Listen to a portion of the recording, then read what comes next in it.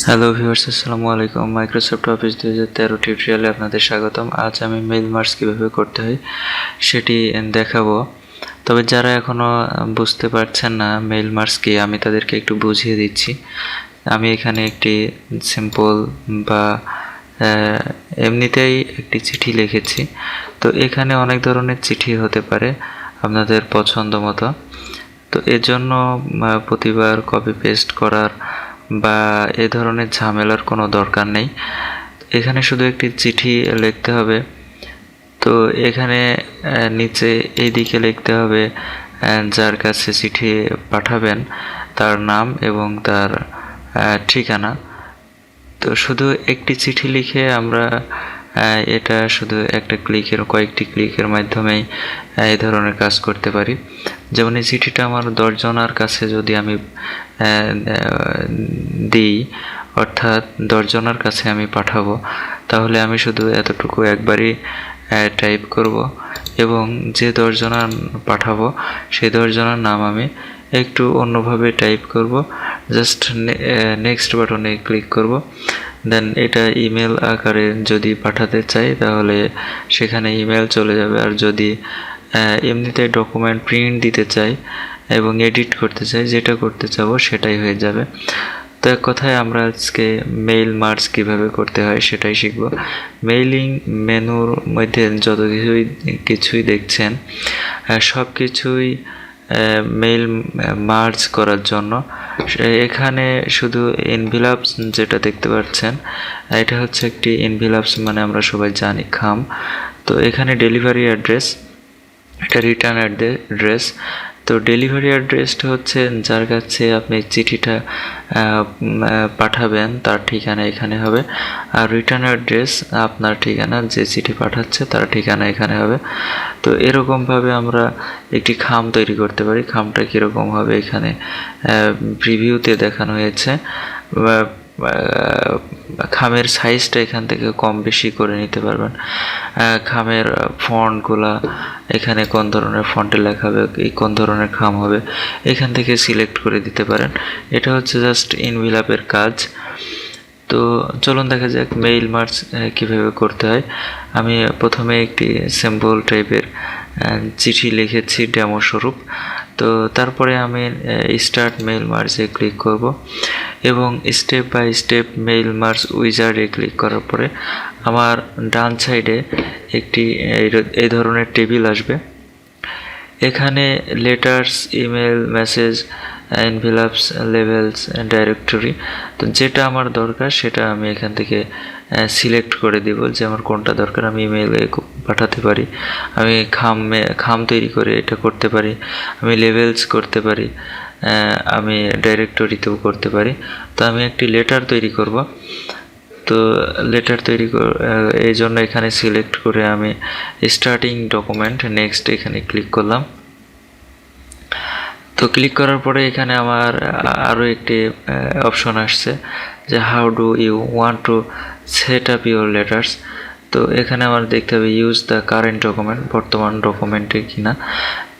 তারপরে স্টেপটা start from a template, একটি টেমপ্লেট তৈরির মাধ্যমে কিনা।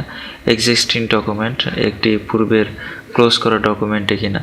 তো এজন্য আমি এই কারেন্ট ডকুমেন্টে, এটাই যেহেতু আমার চিঠি আছে তো এটাই সিলেক্ট করব। দেন আমি সিলেক্ট রেসিপিয়েন্টসে ক্লিক করব। তো এখন আসছে সিলেক্ট রেসিপিয়েন্টস।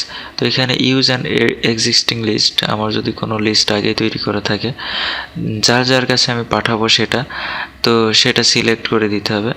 যদি না করা থাকে তাহলে টাইপ এ নিউ লিস্টে ক্লিক করতে হবে এবং লিস্ট আমরা কোথায় পাবো, ক্রিয়েট বাটনে ক্লিক করতে হবে। তাহলে আমাদের এই ধরনের একটি টেবিল আসবে। তো আমি এখানে জাস্ট সিরিয়াল নাম্বার 1 দিলাম।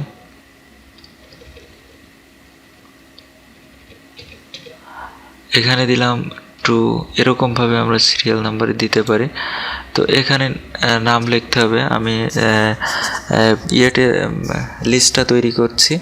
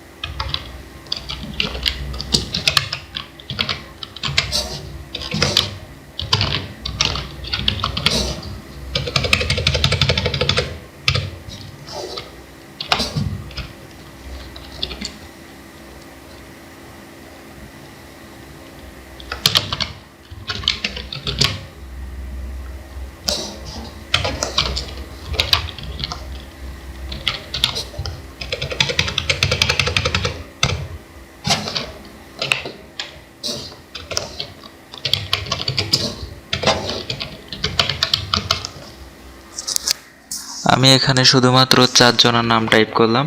এদিকে বিভিন্ন কোম্পানি অ্যাড্রেস যেটা যেটা দরকার সেটা এখানে সিলেক্ট করে দিতে পারেন। তো লাস্টে আমি ওকে বাটনে একটু ক্লিক করলাম। তো আমার টেবিলটি তৈরি হয়ে গিয়েছে। তো এখন টেবিলটি আমি কোথায় সেভ করব সেই জায়গাটি দেখিয়ে দিতে হবে। তো টেবিলটির নাম কি হবে সেটাও এখানে লিখতে হবে এবং সেভ বাটনে ক্লিক করলে টেবিলটি ওকে হয়ে যাবে। তো এখন আমি টেবিলটি শর্টিং করতে পারি, ফিল্টারিং করতে পারি, আমি এডিট করতে পারি। আমি এখান থেকে টেবিলটির বিভিন্ন ধরনের কাজ আমরা এখান থেকে করতে পারি। তো জাস্ট আমরা এখানে কিছুই করব না, মাত্রই টেবিলটি তৈরি করলাম। তো আমরা ওকে বাটনে ক্লিক করলাম। এখন রাইট ইওর লেটারে ক্লিক করলাম। তো আমার রাইট ইওর লেটারে তো মানে আমার চিঠিটা লেখার তো দরকার নেই। তো আমি মোর আইটেমে ক্লিক করব এবং এখান থেকে আমার কি কি দরকার সেটা আমি এখান থেকে ইনসার্ট করব। অর্থাৎ আমি টাইটেলে লিখেছিলাম 1 নাম্বার, অর্থাৎ সিরিয়াল নাম্বার ছিল। আমি ফার্স্ট নেম এবং লাস্ট নেমটা এখানে ইনসার্ট করব। তো ফার্স্ট নেম ইনসার্ট করলাম এবং লাস্ট নেম ইনসার্ট করলাম। ক্লোজ বাটনে ক্লিক করলাম। তো ফার্স্ট নেম লেখার পরে লাস্ট নেমটা একটু গ্যাপ হবে, অথবা এদিকে এখানে যেভাবে খুশি সেভাবে বসাতে পারেন আপনার পছন্দ মতো। তো তারপরে প্রিভিউ ইওর লেটার্সে ক্লিক করলে এখানে আমি প্রথমে লিখেছিলাম খলিল মিয়া, তারপরে কমপ্লিট দ্য, এখানে আমরা রেসিপিয়েন্ট চেক করতে পারি। এখানে আমরা 2 নাম্বার দেখছিলাম আবু তাহের আবদুল্লাহ, 3 নম্বরে আমরা নাজমুল রিপন দেখেছি, 4 নম্বরে হাসিব বিশ্বাস দেখলাম। এখন আমাদের যদি সব হয়ে যায় দেখা, বা না দেখলেও না দেখতে পারেন, পরবর্তীতে আমরা কমপ্লিট দ্য মার্জে ক্লিক করি। তো আমরা এই ডকুমেন্ট প্রিন্ট করতে পারি, যেহেতু আমরা ওইখান থেকে অপশনে নিয়েছিলাম যে একটি লেটার তৈরি করতে হবে। আমরা ইমেল ফার্স্ট অপশন থেকে আমরা ইমেল সিলেক্ট করিনি। তো এই জন্য পরবর্তীতে একটি লেটার তৈরি করার পরে আমাদের এখানে প্রিন্ট অপশন আসছে এবং এডিট ইন্ডিভিজুয়াল লেটার্স আসছে।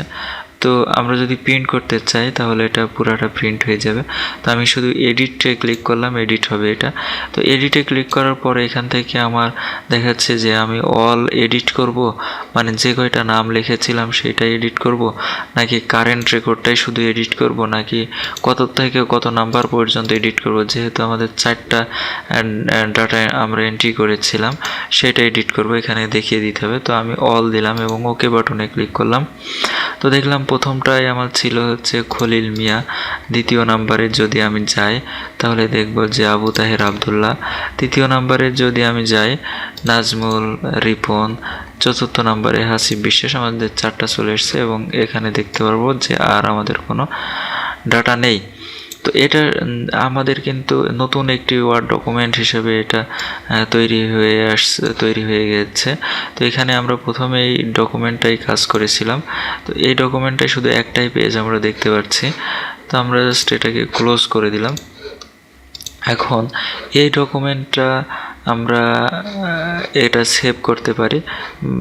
এটা সেভ বাটনে ক্লিক করলে কোথায় সেভ করতে হবে সেই লোকেশনটা চাচ্ছে। তো আমরা এখান থেকে ডেস্কটপ দেখিয়ে দিলাম। এখানে এই হেডলাইনটা আছে, এর অর্থ হচ্ছে আমরা চিঠিতে প্রথম লাইনটা যেটা লিখেছিলাম এই জন্য ওই হেডলাইনটা শো করছে। তো আমরা ওই হেডলাইনটা কেটে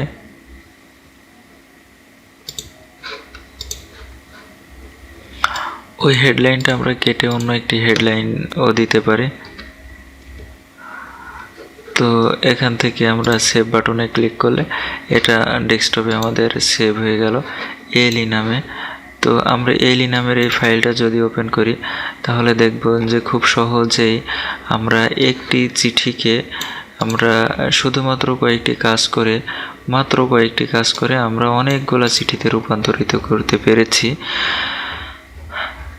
তো খুব সহজে আমরা এই ধরনের কাজ করতে পারবো। আমরা অনেক ধরনের কপি পেস্ট এগুলো করব না।